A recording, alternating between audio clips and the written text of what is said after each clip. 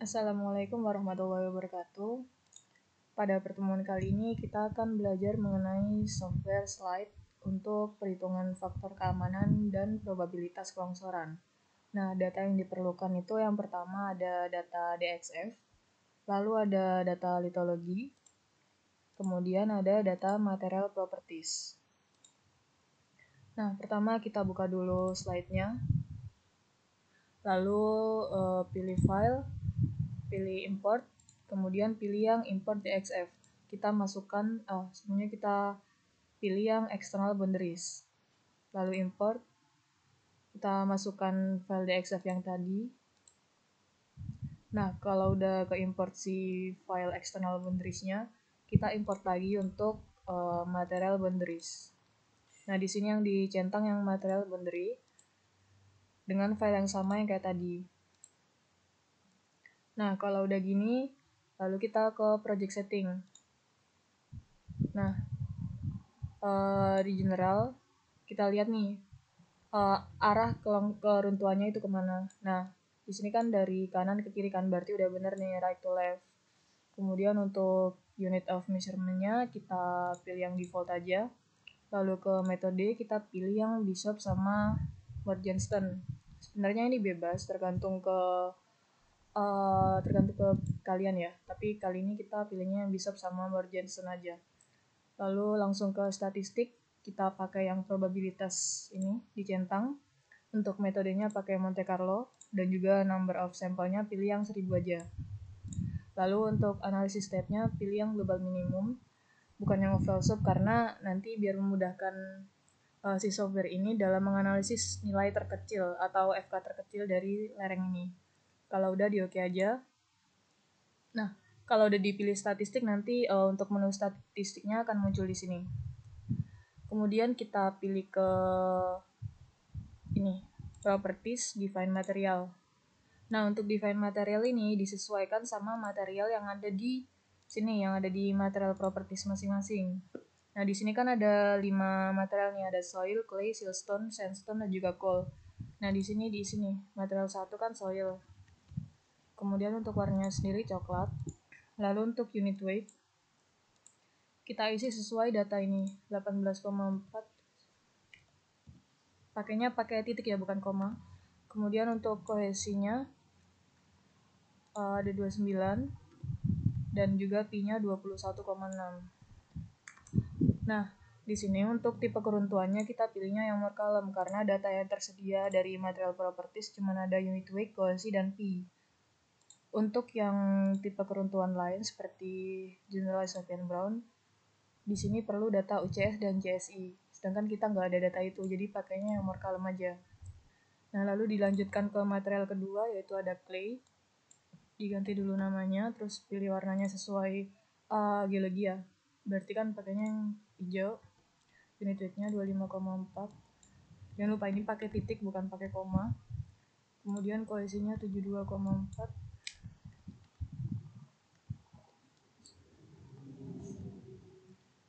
Nah, ini diisi seterusnya sampai ke nanti material terakhir, yaitu coal. Nah, kalau udah keisi semua nih, dari soil sampai ke coal, di sini masih sama semua ya, pakai more column semua. Nah, ini di oke aja. Lalu kita lihat ke bagian litologinya nih, kan ada urutan litologi dari atas ke bawah. Nah, yang pertama nih soil. Tadi kan, nah ini kan udah soil kan. Terus yang kedua di sini ada silt. Ini tinggal diklik kanan aja. Terus kalian pilih yang assign material, terus yang more properties. Nah, yang kedua tadi kan silt kan. Di sini diklik aja silt, terus diarahin ke yang lapisan kedua. Nah, tinggal gini aja. Terus lanjut ke material ketiga ada clay, coal, silt. Berarti clay, coal, silt. Lanjut sampai habis. Sand, silt, clay, sand.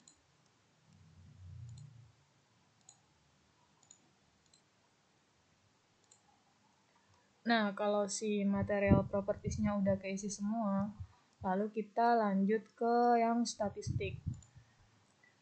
pilih menu statistik, terus ke material, terus pilih ke add. Tadi kan di sini kita cuma pakai 5 material properties ya. Nah, ini yang dicentang 5 ini aja. Lalu next, kemudian kita pilihnya yang ini untuk kohesi, pi sama unit week aja. Lalu ini ya pilih normal aja. Nah, ini kan untuk standar deviasi, real mean sama real max-nya kan masih 0 semua. Ini diisi berdasarkan data yang ada di Excel kalian, yang di statistik ini. Nah, ini dimasukin semua ke sini. Nah, kalau udah diisi semua kayak gini, tinggal di oke aja. Lalu habis itu kita ke surface, pilih yang surface option. Nah, di sini kan ada circular dan non circular. Kalau circular itu lebih ke material yang kayak kayak tanah gitu. Nah, untuk non circular itu lebih kayak batuan. Kurang lebih penjelasan singkatnya kayak gitu ya. Kita pilih yang non circular, terus untuk search methodnya kita pilih yang auto refine. Jadi nanti dia bakal nge-generate sendiri itu. Lalu ininya default aja, terus oke. Terus kalau udah tinggal di compute, di save. Nah, ini tunggu sampai prosesnya selesai.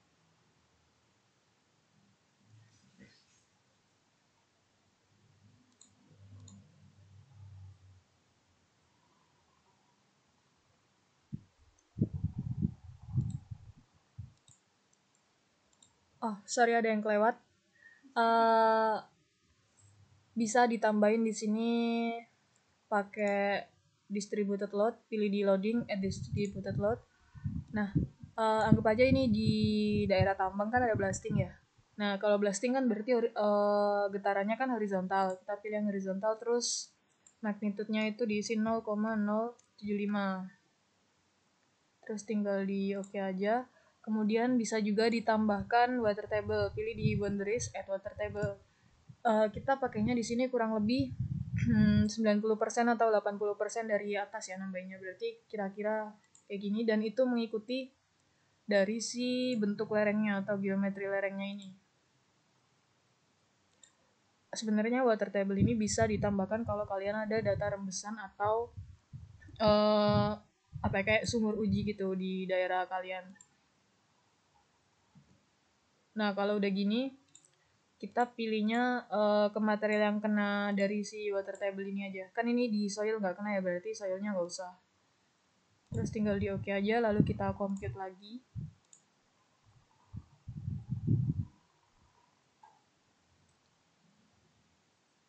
Bisa dilihat bahwa si FK-nya ini kan lebih turun kan dari yang tadi, karena ada pengaruh dari blasting dan juga water table atau muka air tanah.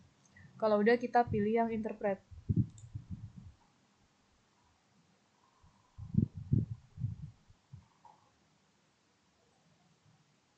Nah, nanti bakal muncul kayak gini nih.